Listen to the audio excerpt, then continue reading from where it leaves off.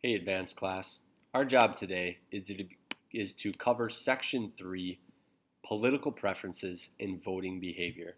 This ties in nice with Chapter 6, which is about public opinion and politics and political parties. I want to start off with a key point. In your key point, write these four words down. Socioeconomic status. A way to think of that is how much money people make and where they fit. Rich, middle class, poor. And demographic factors, which are subgroups of a population, they influence our political preferences. Now, I want to caution everybody here, these are generalities, they are not constants. So there's always exceptions to the rule. Here's one thing we already know. There are many factors like education, income level, religion, race, and gender that all contribute to political beliefs and behaviors. One of the most important is education. When we look at education, it is probably one of the greatest things we can look at to determine how likely or unlikely somebody will participate in politics later on in life. Generally, the more educated people are, the more participation they have. The less educated they are, the less they'll participate. Again, that's a generalization, and it works most of the time, but not all. Let's talk about this stuff. If we first look at education, in our past, I'm talking like when I was a kid, in the 80s and beyond that, the higher educated tended to be more Republican. Today, the higher educated tends to be more Democratic. This just represents a shift in our culture and how we've moved more closely to equality of genders, races, and sexes and sexual orientations. All that. Factors also include income level, or where do you fall? Rich, middle class, poor. The poor tend to believe in the Democratic side of things, more liberal. They're going to be more open to paying a little more taxes so they can get more help from government. Think of the poor Irish in the 1840s who were coming over from Ireland during the potato famine with nothing on their but the clothes on their backs, and the Democrats kind of soaked them up, brought them together, and gave them support. That continues still today. Think of immigrants like our Latin American population that comes to our country, Chinese, Africans, all those people, they're coming over and they're trying to make it, and the Democrats are supporting more. The rich tend to be more Republican. We want to be cautious when we look at religion and what people believe. It's tricky. The more religious you are, typically, the more Republican one is, the more conservative one is. Okay? And I want you to write this term down. This is a big group of people. They're called fundamentalists. They tend to be the most conservative out of the Republicans.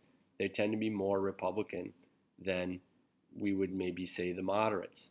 A fundamentalist is somebody who typically believes that the Bible and what is written in it is entirely true, that there are no mistakes. Okay? So those people tend to be very, very conservative. The less religious you are, the more democratic one is typically. If I look at my mother and my father, they're two different people. And if I drew out the political spectrum here, this being conservative, right over here, in the Republicans, and over here being liberal in the Democrats, my mom, in her upbringing, would place her clearly over here, right? She's a little bit less religious, she's higher educated, she went to college, she would fall over on this side. She came from a more generally middle-class family. My father came from more of a farming background. He's slightly religious. I wouldn't say any more so than my mom, but when it comes to income level, he tends to be a little bit lower status than my mom was. And his education level, just finishing high school, and that's it, places him more over here on the conservative side. So they typically would fall on two different sides of the spectrum. And that's okay. Families can get along that way. All right? Let's go on to the fourth one. Race. Race is what's a person's makeup. Typically, what we see when we look at different races is that African Americans, or our black population, tends to be more democratic, right? Not necessarily a great stereotype, but black African Americans are a little less well off than our white population. Therefore, it would fit with the Democratic side a little more. Latinos also would be more democratic. The Democrats support immigration and lower restrictions on immigration, so it would make sense that Latinos would fit here. Asians, people of Asian descent, tend to be a little bit more democratic than they are Republican, again, because of their liberalness and their openness to equality of races. Here's a keynote. As whites slowly become the minority in the United States, again, estimates are between 2040 and 2045, a big change is going to be happening, right?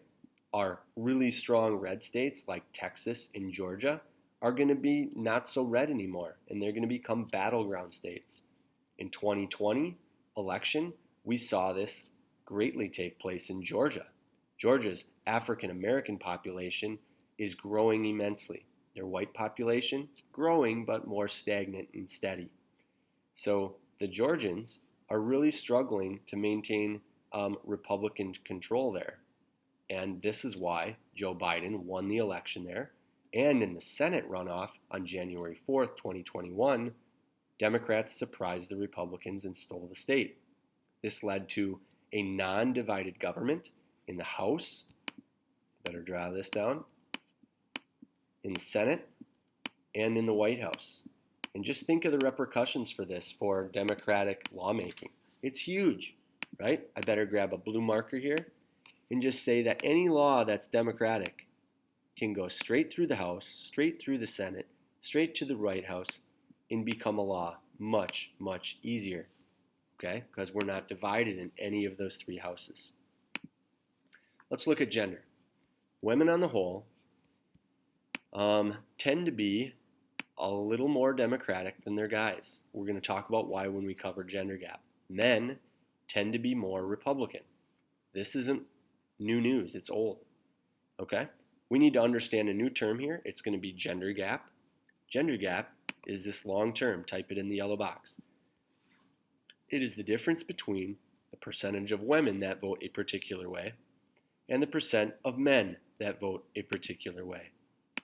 So it would be, let's say, 85% of women, let's say, voted for B for Biden, okay?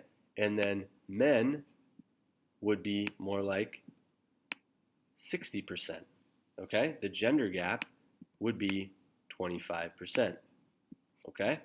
That's what we're talking about. And that's just an example. It's not necessarily a reality. So why is this gender gap? There's four main reasons. Number one is women over time have earned more rights. There's been an increase in women's rights. Here's a new term you got to know, feminism. What is it? I'm going to leave that over here. So in this yellow box, write down feminism as advocating women's rights on the basis of equality of sexes. This has hugely changed over the last 30, 40, 50 years. Women are making nearly, not quite as much, but nearly as much as their male counterparts. Women also are concerned over their right to do what they want with their bodies when it comes to abortion. Should I be able to or should I not be able to terminate a pregnancy? That creates a bigger gender gap. Finally, a decline in marriage. Sadly, our society in the family nowadays is seeing more divorce. It's more common. And as a result of that, women tend to be a little bit more poor than men when it comes to divorce situation, right? The guy makes more money in general than a woman, and that puts a lot of strain on the woman when she is divorced and maybe taking care of kids, looking to pay bills. So that creates a gender gap because women tend to be a little more democratic. All right, your job now is to stop, pause the video, click on this link on this blue page number 193, Read about and explain what security moms are. When you're done with that, please click on this link. It should be the same, or scroll down to 194 and explain the gender gap that took place around 2012's election time. Put your answers in the 2 boxes. Okay? You should stop and do that right now. The next thing that we need to talk about, now that you're back, is geographic regions. We've discussed this earlier, but we want to make sure it hits home really well. The more Republican geographic regions tend to be these places: the South, and again, these are going in the yellow boxes, the Mountain West, and what we will call Appalachia. No surprise here. We generally know this by watching the news, watching movies.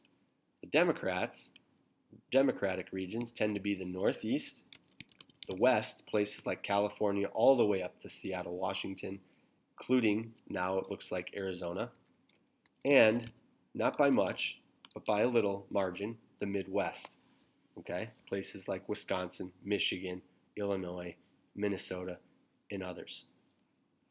All right, go on to our next page. To end up completing section 6.3, I want you to complete a task using a chart found on page 189. It should be linked by clicking this. What I'm looking for you to do is list factors or characteristics that tend to be more Democratic or more Republican, or that support Democrats or support Republicans more. So study the chart carefully, and you'll be looking at gender. Where would males go? Where would females go? When it comes to race, where would these 4 groups go? Just fill them in the boxes. Where would Jewish and white fundamentalists go? Where would these income levels go? And where would these population sizes go? Okay?